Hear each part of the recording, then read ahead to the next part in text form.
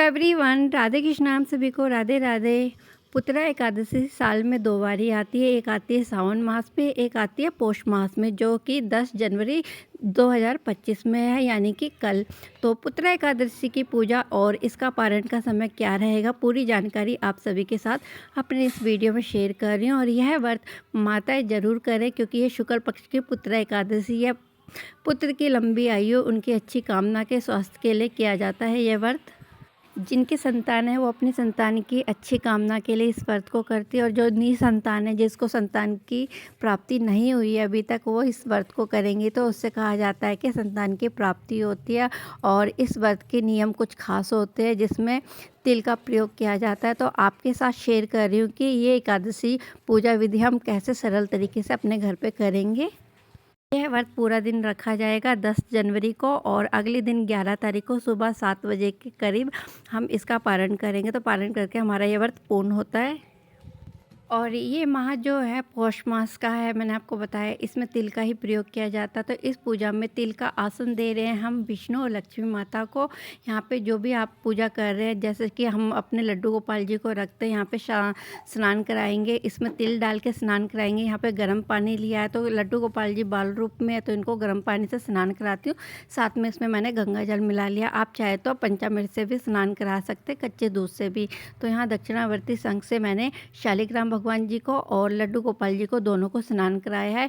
यहाँ पे आपके पास मूर्ति है विष्णु भगवान जी की, तो उनको भी स्नान कराइए। तो स्नान कराने से पहले इसमें मैं डालूंगी थोड़े से तिल। पौष मास की जो भी पूजा विधि होती है, एकादशी की होगी या फिर आपका मकर संक्रांति की जो पूजा होती है, उसमें तिलों का प्रयोग किया जाता है। तो इस माह में तिल का दान करना, तिल से पूजा करना, तिल का सेवन करना बहुत ही अच्छा माना जाता है। इसलिए यहाँ पे पौष पुत्रा एकादशी के दिन हम तिल का प्रयोग और तिल का आसन देके, तिल का तिलक लगा के और भगवान जी को तिल का ही भोग लगाएंगे। ये हमारा आज की जो पूजा में प्रयोग लाया जाएगा प्रसाद, वो तिल से ही किया जाएगा।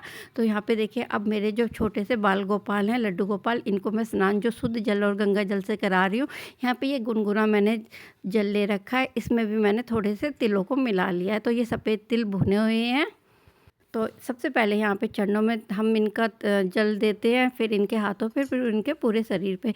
इस तरीके से जल्दी से हम इनको स्नान करा के इनको हम अब घी से मालिश करेंगे। तो ठंड का महीना है, ठंड के महीने में कभी भी इत्र का प्रयोग नहीं किया जाता, ना चंदन का, ना ही गुलाब का।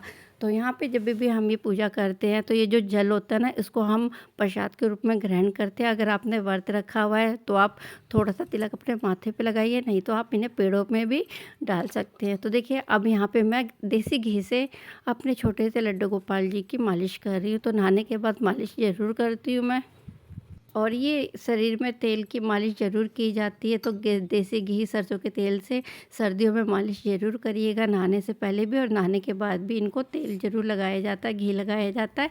तो इस तरीके से हमने इनकी मालिश कर दी। इनका अंग पोषण करने के बाद इनको सुंदर सुंदर वस्त्र धारण कराएंगे। तो ये छोटे से बाल गोपाल है, तो इनका जो कपड़ों का साइज़ है बहुत छोटा है। तो यहाँ पर बड़ी मुश्किल से इनके कपड़ों के साइज़ मिलते हैं मेरे पास। जो बाल गोपाल है 0 साइज़ के हैं, तो यहाँ पर बहुत ही मुश्किल से इनके कपड़ों के साइज़ फिट होते हैं इनको।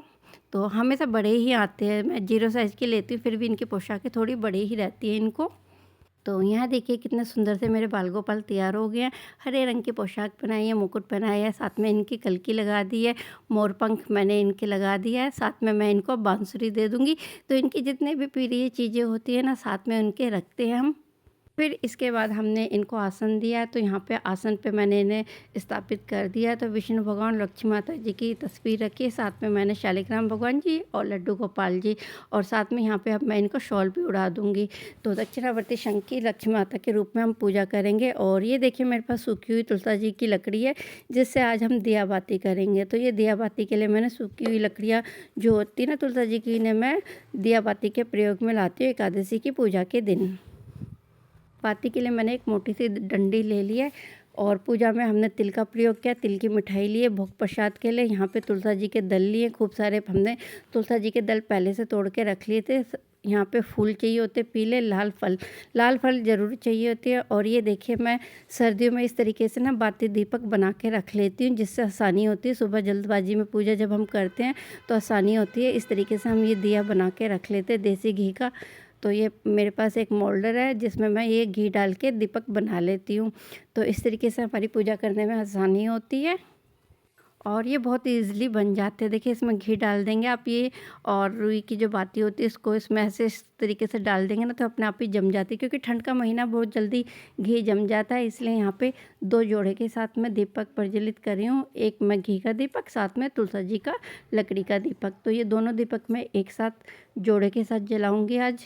तो यहाँ पे हम एकादशी में जब भी पूजा करते हैं तो तुलसी जी की जो सूखी हुई लकड़ी होती है ना, उसी से दीपक को प्रज्वलित करना चाहिए। ये मैंने उत्तर पूर्व दिशा में दीपक को रखा है, यानी कि जहाँ मैं बैठी हूँ वो उत्तर पूर्व दिशा है, और दीपक का जो मुख होता है वो भी उत्तर पूर्व दिशा में ही रखना चाहिए पूजा करते समय। यहाँ गणेश जी का ध्यान करते हुए हमने दीपक को प्रज्वलित कर लिया है और अपनी शुद्धि करेंगे, पवित्र करेंगे अपने आप को। 3 बारी हम आचमन लेंगे अपना। तो ये हमारी शुद्धता और पवित्रता होती है। जब हम पूजा में बैठते हैं तो ये तीनों चीज़ें हमें ज़रूर करनी चाहिए।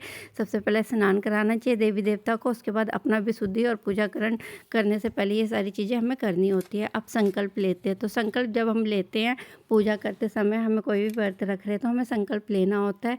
यहाँ पे मैंने थोड़े से तिल, फूल और जिसमें मैंने अष्टगंध मिलाया है और यहाँ पे दक्षिणा रखी है। तो ये हमारी पूजा का आज का संकल्प है। सुबह सुबह जब जल्दी हम पूजा करेंगे ये, तो पूजा हमारी आरंभ इसी से होती है, संकल्प लेके, क्योंकि हमने आज पूरा दिन कुछ नहीं खाना पीना होता है। ये एकादशी का व्रत फलाहार पे किया जाता है, इसलिए यहाँ पे पूजा का संकल्प लेके ही हम अपनी पूजा का आरंभ करते हैं।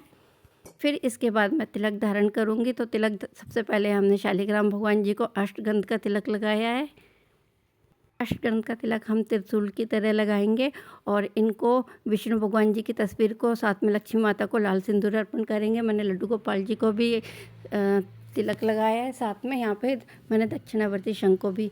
अब यहाँ पे तुलसी जी का दल शालिग्राम भगवान जी को ज़रूर अर्पण करना चाहिए। यहाँ पे मैं अब सिंदूर अर्पण कर रही हूँ लक्ष्मी माता को।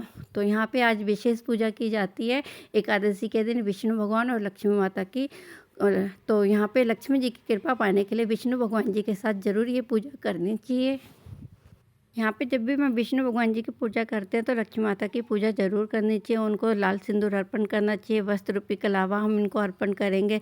इसी तरीके से यहाँ पे दक्षिणावर्ती शंख को भी मैंने सिंदूर अर्पण किया। जो मेरे हाथ में ये सिंदूर बचा वो मैंने अपने मांग में भर लिया, और ये सिंदूर की डिब्बियाँ मैंने लक्ष्मी माता के पास रख दी।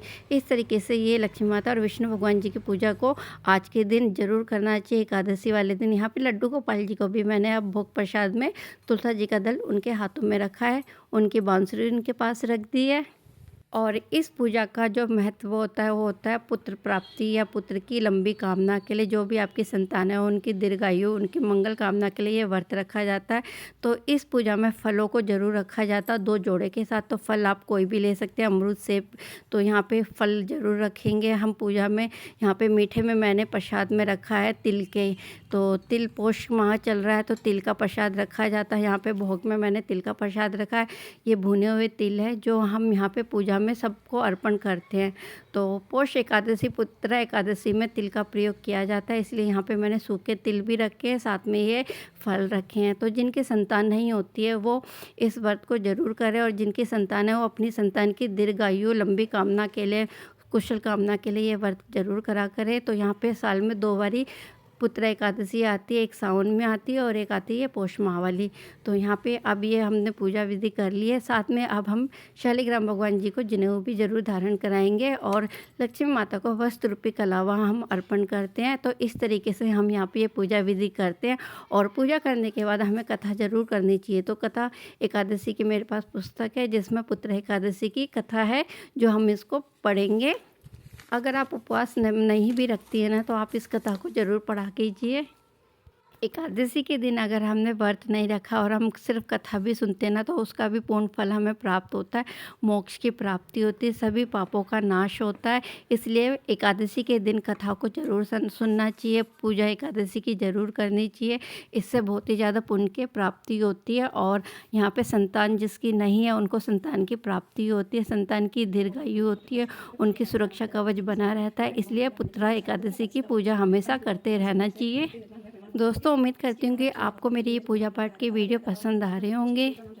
मैं आप सभी के साथ बहुत ही सरल तरीके से ये पूजा पाठ की वीडियो लेके आती हूँ। उम्मीद करती हूँ वीडियो पसंद आया होगा। वीडियो अच्छा लगा तो प्लीज़ लाइक करके जाइएगा, चैनल को सपोर्ट करना मत भूलिएगा। मिलती हूँ मैं आपसे जल्दी से एक और नए वीडियो में, तब तक के लिए bye, take care, Radhe Krishna.